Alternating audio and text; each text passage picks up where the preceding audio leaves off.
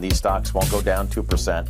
They'll go down 20% because they're volatile tech names, and that's your buying opportunity. A few of these tech names have had between 10 and 50% gains year to date in a tape that has been only slightly positive. So rotation makes a little bit of sense, I think, for the short term. And we see kind of a rotation away from those leadership areas in tech, particularly FANG and similar names. Movement towards financials, movement towards energy, kind of a growth to value rotation, very, very much the way we thought markets would play out this year.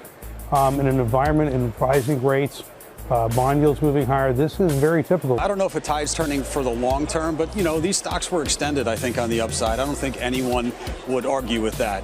It was a matter of when, not if. But right now, you're seeing another home. We're seeing financials, energies act pretty well, and that's why we're seeing this rotation. It's out of tech into some more plays that have more upside potential. The three most undervalued of the FANGs, if you put Apple in there, would be Apple, Facebook with this correction, and also Alphabet really gets no respect. And, they had a cloud conference last week, obviously great earnings, and a cloud conference and what they're doing there with AI. I think that's a very exciting story. Waymo, the driverless car later this year. So Google's very cheap, Facebook is very cheap, and Apple is the cheapest of them all. For FANG in 3 days, $300 billion in market cap gone. Is it forcing you to reevaluate some longer-term thesis on any of these names?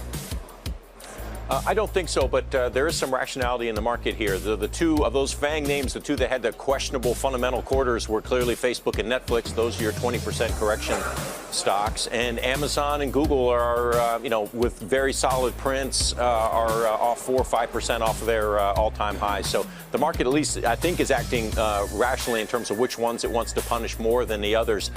The horse is out of the barn with some of the FANG names in particular, but at the broader index level, technology still looks selectively attractive to us. Can the overall market, the S&P 500, go up if these 4 or 5 well-publicized stocks do not?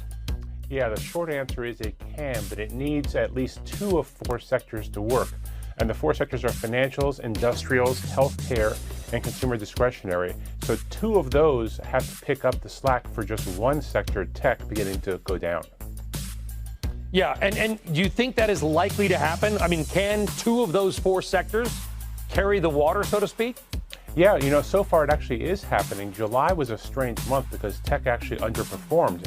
And we did have some other sectors pick up the slack, presumably healthcare, but also financials as well. What's important overall is FANG and tech have stabilized. Look at the FANG names here. Obviously, Apple's leading us here, but I would say stability in Google, Facebook, Amazon. Apple actually underperformed from the March low till Monday, or right before they reported, by 27 percentage points relative to Facebook and Netflix and Alphabet, all of them, on average. So I think it just lagged. And I think everyone was so jazzed up about owning FANG. They were all worried about owning some of the more cyclical technology names and the China-exposed technology names. So they all poured into FANG. Some of the FANGs weren't that good, and Apple was great. It looks like there's this 3-way race right now for the next trillion-dollar milestone. Microsoft, Google parent Alphabet, and Amazon all around the $800 to $900 billion in market value. Do you have a guess of who could get there first?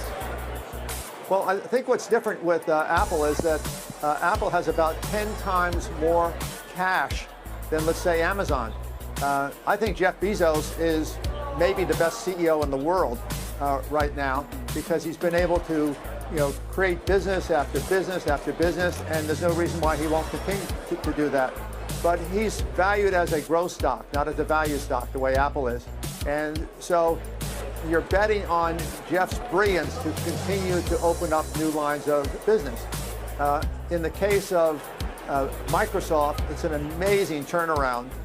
Satya Nadella has come in and completely reinvented Microsoft in a relatively short period of time. Google is in another very strong position. So you've got some great companies out there.